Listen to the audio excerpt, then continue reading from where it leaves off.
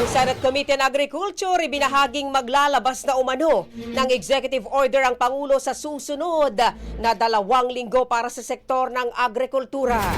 Brigada Ann Cortez, ibrigada mo! Brigada Live Report.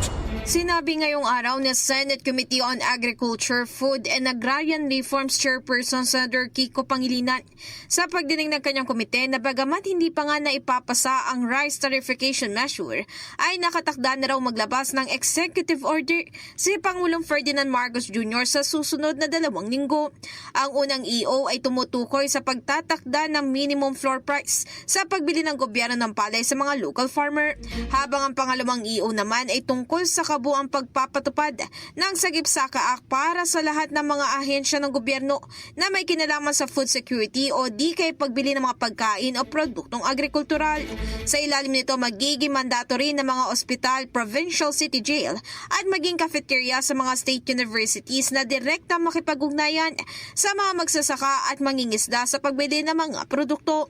Umaasa naman ang senador na mailalabas agad ngayong buwan ng Pangulo ang 2 EO na ito. In the heart of changing lives, ako si Brigada Ann Cortez ng 105.1 Brigada News FM Manila, The Music News Authority. Ang bahaging ito ay hatid sa atin ng Mom's Love ES1 Capsule. Simulang tuparin ang pangarap ng iyong anak. And stunting now!